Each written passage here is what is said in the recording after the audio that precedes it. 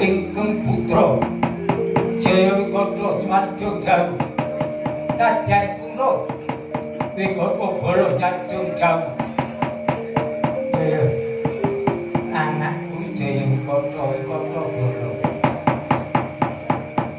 laremno dhisik ya atimu ya mengko bakal ngerti apa sing tak jawuke aja padha saur manuk nggonmu padha Nyadong Dawu ora ngono sing yang kula Gusti Pati kowe iki sapa Dursasana cetha kaduan ana ing kadireng boleh sawas ora ana lah kok iso ana kowe iki sapa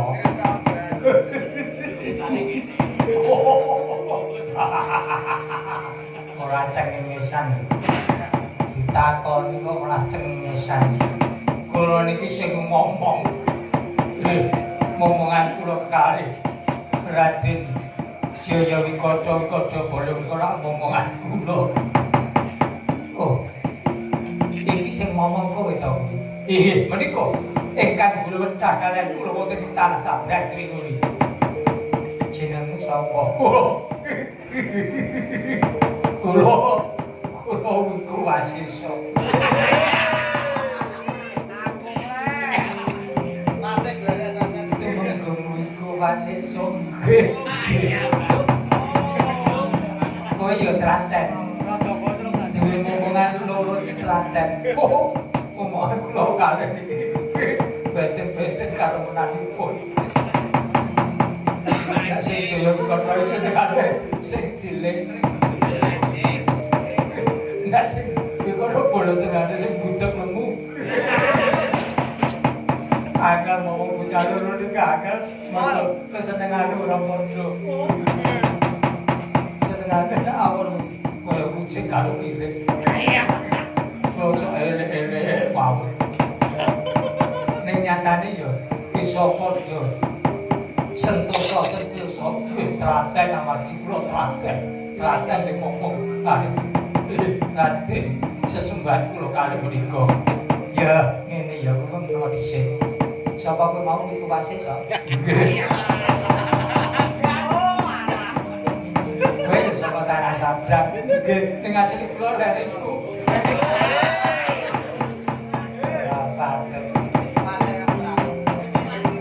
Jaya Wikata Bala iki mau wis kaputusake Senopati Agung iku panjenengane anggir Karna dene Senopati Pengapit ora ana liya kejaba anak Jaya Wikata Bala kowe saguh apa ora pinangka Senopati Pengapit mriko ingkang kula ati daya-daya ingkang saged nugel gulune Werkudara nugel gulune Janaka janji Werkudara mati Janaka mati rampung Bratayuda ya pancene omong iki gampang ngono kaya karang sing ngomong kaya ngono ora kan ya suarane kaya ngono ya nanging kabeh perlu bukti no nggih malah kalengane kowe kabeh iku nanging prajurit bidal kalengane iki kula kantun derek swatama wonten kana dawuh tatanen para prajurit kaya adat cabut indah Kristika kandang-kandang jam-jam saya paksa morotono bunga-bunga yang pinopo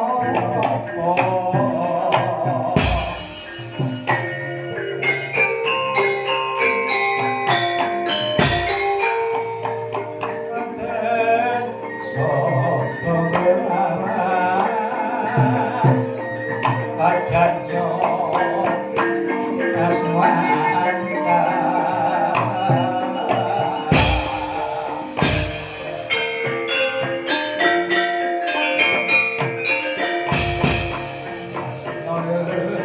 kapasna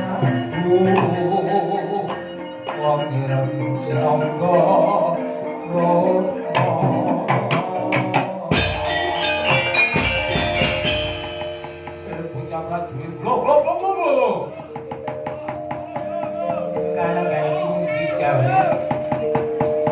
Sang Pati Sembuni supaya nderaki Senopati Pramit manjing ing papangan didhawuhake kalenggan iki ora usah digandheng tulung keterangan gane prajurit ya sukan sedhik saeneng-enenge prajurit supaya tata-tata kalenggan iki nanging sementak dhisik titianing para Senopati antarane Dirodo, Kugdo, Reto uga dititipreksa gaman-gaman sing ora landhep antarane landheping pedhang nyenyeping tombak nyenyeping jemparing yen pancen ora landhep ora licik disah nganggo jero karangan iki sing tombak awur barisaning tombak sing panah awur barisaning panah sing pedhang awur barisaning pedhang aja nganti pedhang kok awur tombak muga gak cocok tombak iki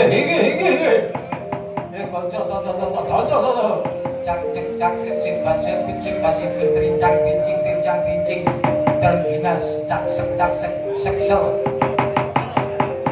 sing seksel yo apa serpen sine baku pur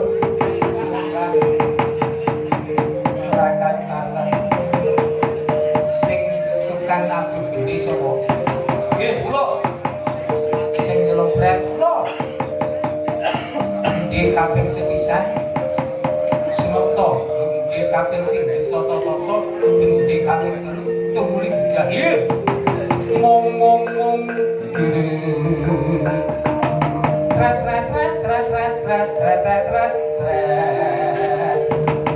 ngomong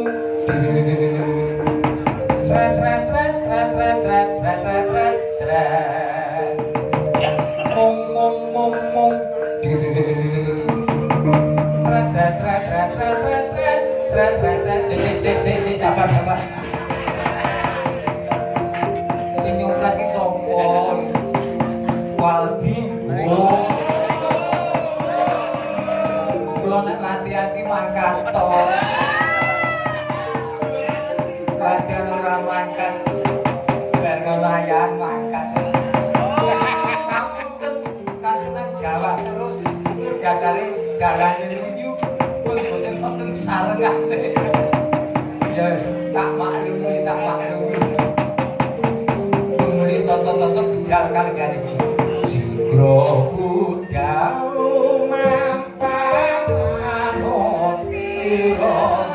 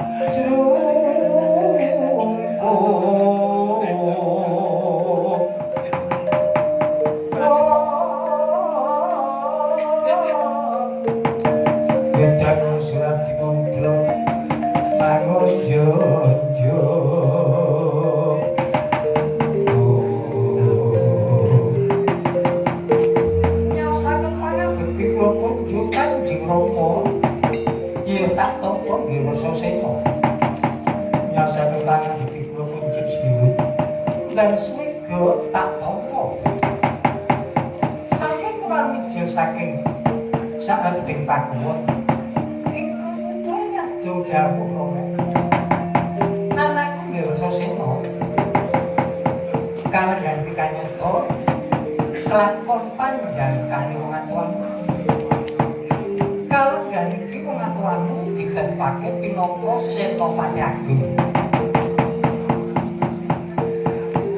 Mula kalenggan iki aku sedya banyu dhisik ana ngawungga inanggi marang ibumu. Ayo kowe tak kanthi bali ana ing ngawungga. Nuwun sewu Rama. Kanjeng Rama katetepaken pinangka Senopati Agung. Mangkono nangkatku kula menika putra Senopati Agung. Ya. Kula boten badhe nderek wangsul wonten ing ngawungga. Nanging kula kepengin sanget nonton gelaran perang wonten paprangan Tegal Kudu Rama. Masasena. Papan Tegal kuwi dudu papan Darma Wisata tak kandhani. Nanging papan kang jangan-jangan peperangan. Lamun kowe teko papan kono iku padha karo manjing ana sajroning budaya. Lamun to ana apa-apa sing kelangan wong atuwamu. Boten Rama. Langkung-langkung kono putra Senopati Agung. Kula pengen nonton gelaran perang. Kados pundi cara ngayomi ruwang damel risaking barisaning resah. Menika kados pundi? Sinten mangertos kula ing tembiripun gumanti dhateng Kanjeng Rama. Kepiye Kanjeng Rama? Piye kados saking mriku menawi sampun gadah pikajengan kula sinuwun. Ranglo bos mangkat ya. Yen kula gani putra tak pasake kanggo mbajengku. Lamun kemajen undura, lamun mundur jetro. Wis nggih. Kula bali ning aku lho, ning welinge wong atuan. Surti sithik ati-ati, aja cerak-cerak nyeraki budaya iki dhateng sedika pangestunipun Kanjeng Rama.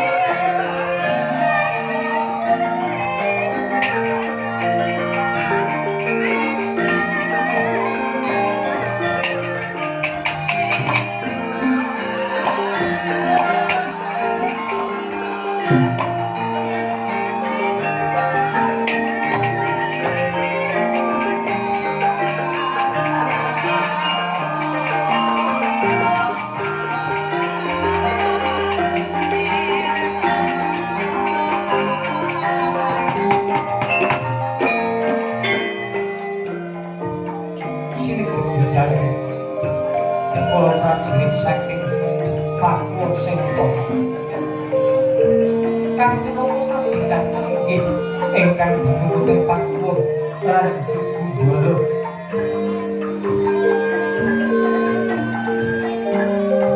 ingkang lenggah nonton parpurnan Gundala sajugan satriya kinanggur dinding wong simbar jeje inggih punika panenggaing Pandhawa ingkang kerasuran Dewa Udara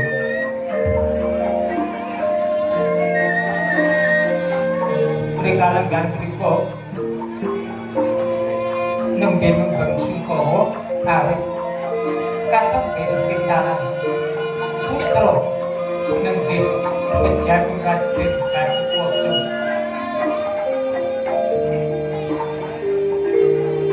lenggahipun pakuwun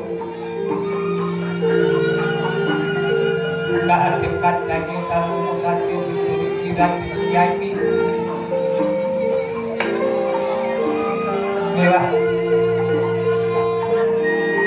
Patih Udawa Patih Udawa ngeraken satya saking Srabima Raden Gagabungkul Sidemawan tang ana berasit labuhan Dewa Udara dari keparang Citaning Daya ingkang kawijil irisan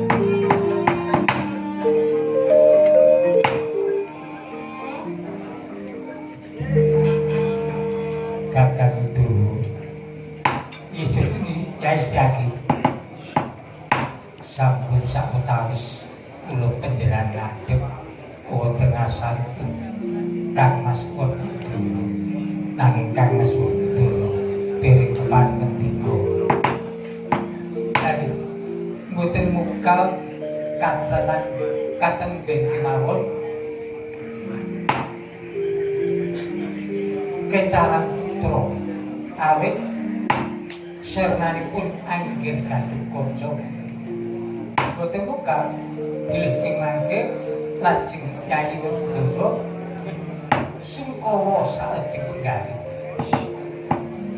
nanging menawi kedharenipun Sungkawa menapa boten nyemelangi tumrap kalidhanipun Kangmas Werkudara Jogi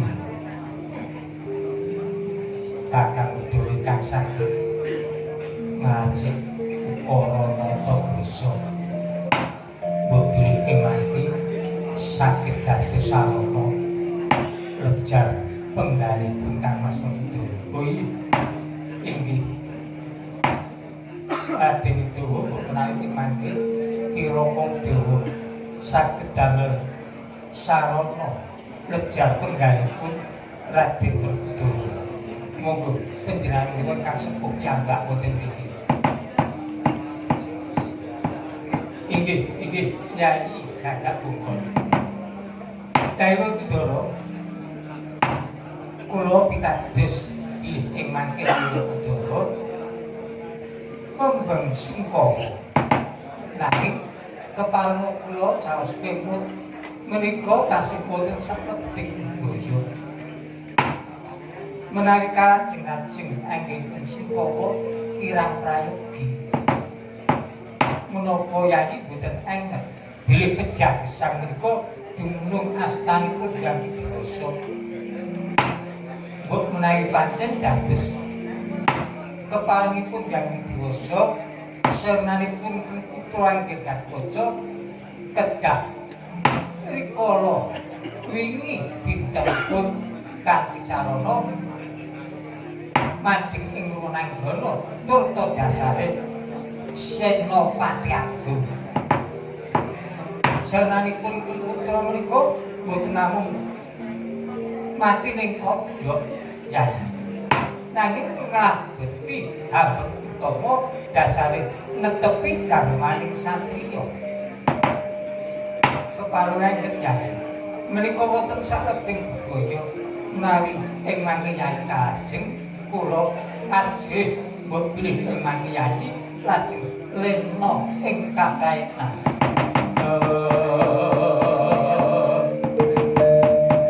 Ande bimokna siyaka Sudibya sawara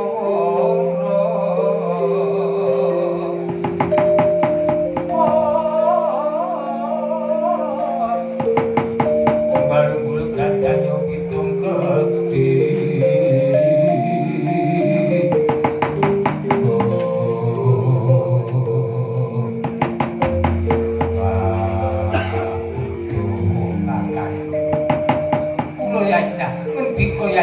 Yayi kang agung pawengkumu aku ora enggal paring pandikan kabeh para sedulur-sedulurku kabeh inggih Mas nyaosaken tangan bekti kula punjul gunting tak tampa bekti kula nggih nyaosaken bekti Yayi tak tampa Raden nyaosaken pangabekti kula punjul ya gagah bongkon tak tampa bekti udo kakang piye terus pundi Yayi bareng kuwi kondo akeh kaya dengar buka rasane ati bener kandhang pati urip iku Toro kang ngakare jagat dikuncenono digedhomono lawa pancen tekan titik mangsane tekaning pati mesti ora bisa diserani meneh inggih nanging lamun to durung titik mangsane tekaning pati nadyan to ana kahanan apa wae mesti uga ora bakal bisa tekaning pati. Nah, niku ingkang kula suwun menika. Dados sampun ngantos ing mangke Yayi lajeng namung tumlawung rasing tenggali mengkono tru kakang.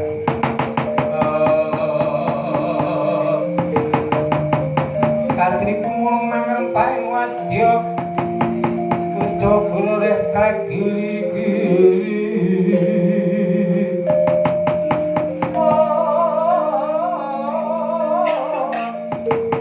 saking ranan gunung magawi gelar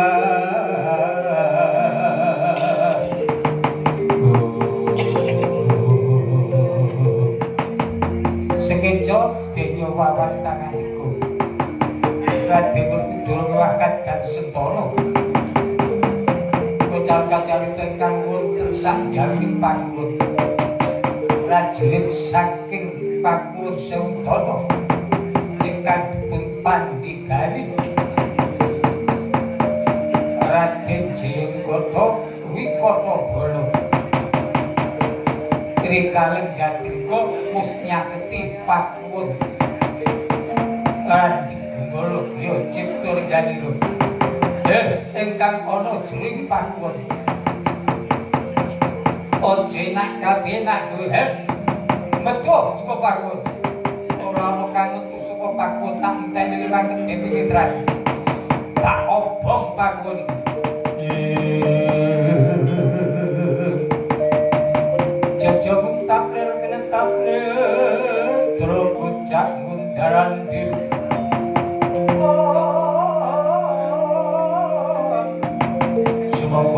coban maringo wingo bengis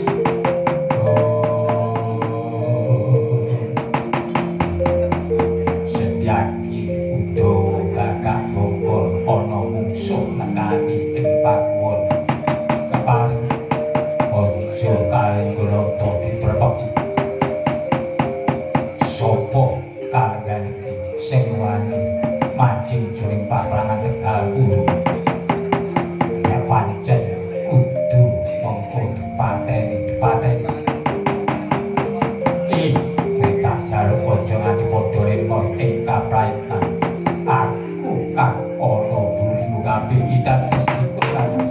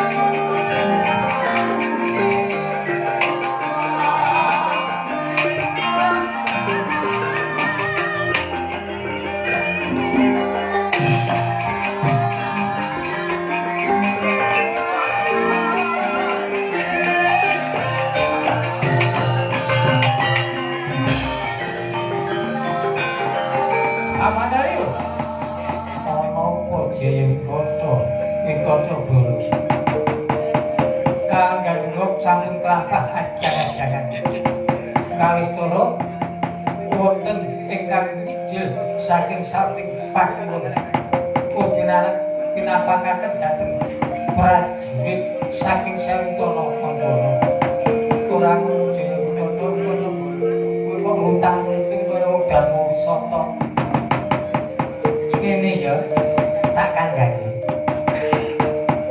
kowe iki nek karo Janaka wani apa ora wah Werkudara nggih wadon kula Janaka nggih wadon Jaya Kono wonten kakak jauh kowe lae golek ana Arjuna aja luntang-lunting lan pisah golek ana Janaka adape sok dhewe-dhewe wonten pundi ana ing alas Tegal Guru sisih lor paperangan kene ra ana alas jenenge alas Tegal Guru golek ana agane sok dhewe-dhewe senengane iki nek ngalamun utawa lagi yo ninggal-ninggal menggali kuwi ana ing alas Tegal golek ana mengko nek ketemu paten ana Karepen ing papran kene dijepani dening kadangmu Wikata Bala.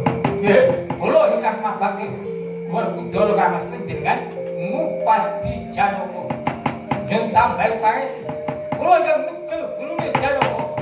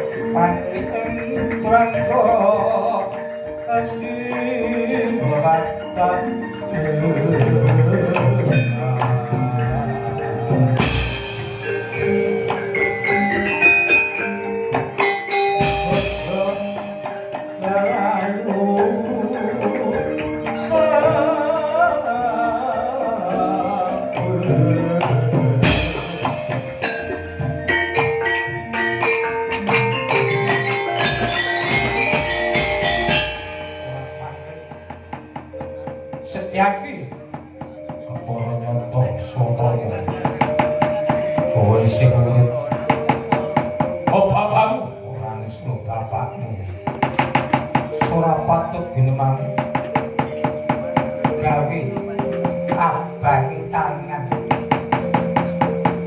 kowe kang mapakake lawan aku ora ngerti Werkudara aja ngane-ane karo Werkudara setyaki Astara Bapo main lungo ketok bulu maju jebul jajan